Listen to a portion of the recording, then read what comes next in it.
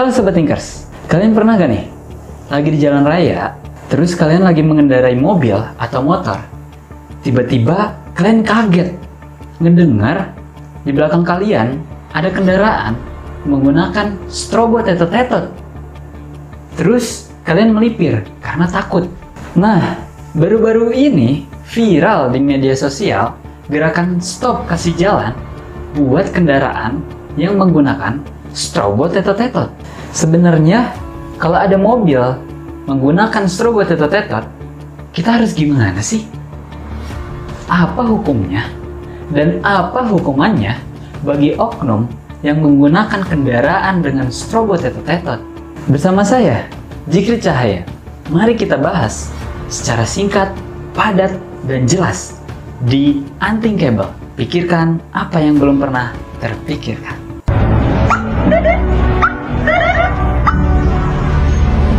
Jalan raya itu milik bersama. Benar. Tapi bukan cuma milik bersama, tapi juga untuk kepentingan bersama. Ini perlu dicatat dan digarisbawahi. Untuk kepentingan bersama. Maksudnya apa sih? Jalan raya milik bersama itu artinya siapapun di antara kita bisa menggunakan jalan raya. Baik pengguna roda 2 maupun roda 4 boleh menggunakan jalan raya secara bersama-sama. Itu namanya milik bersama. Tapi untuk kepentingan bersama itu artinya siapapun di antara kita yang memiliki kepentingan umum, urgent, menyangkut hidup seseorang atau sekelompok orang, itu harus didahulukan. Misalnya, ada ambulan yang sedang membawa pasien. Kita harus melipir ke pinggir jalan. Kenapa? Karena jalan raya bukan cuma milik bersama, tapi juga untuk kepentingan bersama. Bayangin, kalau kamu yang ada di ambulan tersebut. Bayangin, kalau orang tua kamu yang ada di ambulan tersebut, bagaimana? Nah, itulah maksud dari kepentingan bersama. Lalu, bagaimana untuk oknum pejabat yang menggunakan kendaraannya dengan strobo tetot-tetot secara sembarangan? Apakah kita harus melipir? Bagaimana gerakan stop memberi jalan untuk pejabat yang menggunakan strobo tetot-tetot? Untuk menjawab pertanyaan itu, kita harus tahu dulu nih, kendaraan apa saja yang wajib kita prioritaskan ketika di jalan raya. Menurut Undang-Undang Nomor 22 Tahun 2009 tentang LLAJ Pasal 134 dinyatakan bahwa ada 7 kendaraan yang memiliki hak prioritas dan wajib kita prioritaskan ketika di jalan raya. Nomor 1, kendaraan pemadam kebakaran yang sedang bertugas. Kenapa? Karena ini menyangkut hidup seseorang, bahkan masyarakat yang terdampak bencana kebakaran. Nomor 2, ambulans yang sedang mengangkut orang yang sakit atau pasien. Ini juga sangat penting. Karena apa? Menyangkut hidup seseorang.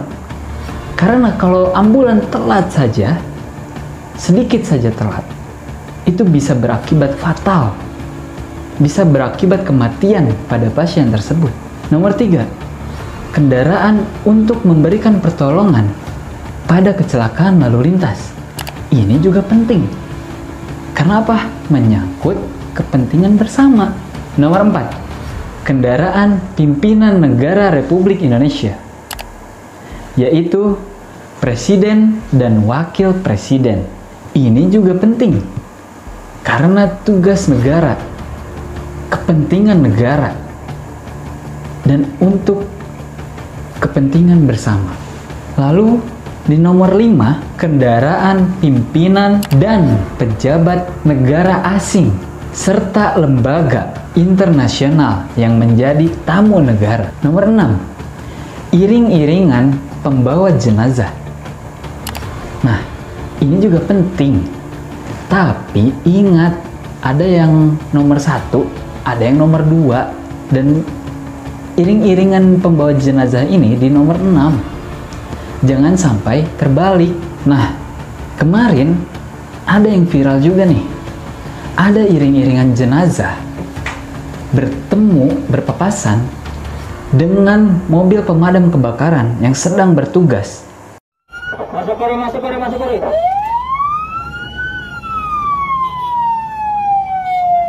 Mobil blok masuk kiri dulu. Nggak bisa, depannya ada itu.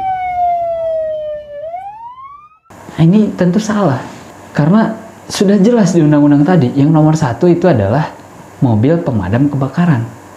Menyangkut hidupnya seseorang. Yang terakhir nih, nomor 7, konvoy atau kendaraan untuk kepentingan tertentu menurut pertimbangan polisi dan petugas. Sobat Thinkers, dari 7 poin di atas, ada gak nih kendaraan pejabat yang menggunakan strobo tetot-tetot harus diprioritaskan? Gak ada kan? Yang ada adalah pimpinan negara asing atau pejabat asing yang sedang bertamu dan menjadi tamu negara di Republik Indonesia. Hal ini bahkan dicontohkan oleh Pak Jokowi saat dirinya masih menjabat sebagai Presiden Republik Indonesia. Sobat Thinkers, ingat gak? Ketika Jokowi viral sampai Malaysia, Jokowi memprioritaskan ambulans, memberi jalan untuk ambulans.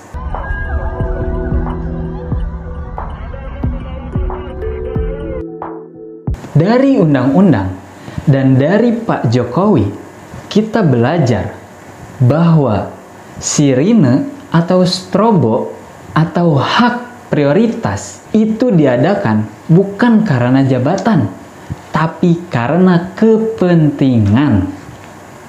Lalu, bagaimana dengan gerakan stop kasih jalan buat kendaraan yang menggunakan strobo tetot-tetot? Perlu dipahami bahwa gerakan tersebut muncul karena kolektif masyarakat yang resah akan adanya kendaraan yang menggunakan strobo tetot-tetot. Padahal gak urgen-urgen banget, dan itu banyak banget. Ada yang plat mobilnya merah, bahkan ada yang plat mobilnya pribadi. Sobat Thinkers, ingat gak? Pada tahun 2020, tepatnya di Bali, ada oknum polisi yang mengawal satu orang yang sedang jogging. Entah karena dia berkuasa atau punya uang banyak. Saya juga tidak tahu. Bahkan ada oknum di puncak Bogor, 2 sejoli yang sedang berpacaran itu dikawal oleh polisi. Lantas, kemana polantas kita? Apakah munculnya hanya ketika ada razia doang? Entahlah. Belum lagi oknum pejabat. Belum lagi mobil pribadi yang menggunakan strobo tetot-tetot sembarangan. Gimana masyarakat gak resah? Ya resah lah. Wajar dong kalau masyarakat resah lalu marah sampai munculnya gerakan stop kasih jalan buat kendaraan yang menggunakan strobo tetot-tetot di jalan raya. Ya, gerakan stop normalisasi untuk memberi jalan kendaraan yang menggunakan strobo tetot-tetot itu harus kita dukung. Karena ini bagian dari gerakan masyarakat untuk membenahi sistem sosial. Kesewenang-wenangan itu harus dihilangkan. Oh iya Sobat Thinkers, kita harus ingat nih, sekarang ada update dari Kapolantas sudah melarang penggunaan strobo tetot-tetot sembarangan atau ilegal dan terancam hukuman penjara 1 bulan dan denda sebesar Rp250.000 bagi siapapun yang menyalahgunakan strobo tetot-tetot. Tapi kita juga harus ingat, harus hati-hati. Jangan sampai salah. Karena pernah ada nih seseorang yang tidak mau memberikan jalannya kepada polisi yang sedang mengawal satu mobil pribadi. Lalu dia marah-marah. Padahal di dalam mobil pribadi itu ada seorang anak yang sedang sakit, yang sedang dibawa ke rumah sakit oleh keluarganya karena tidak ada ambulans pada saat itu. Jadi, selain tegas, kita juga harus cerdas ya, Sobat Thinkers. Sobat Thinkers, kita sebagai rakyat juga harus evaluasi diri.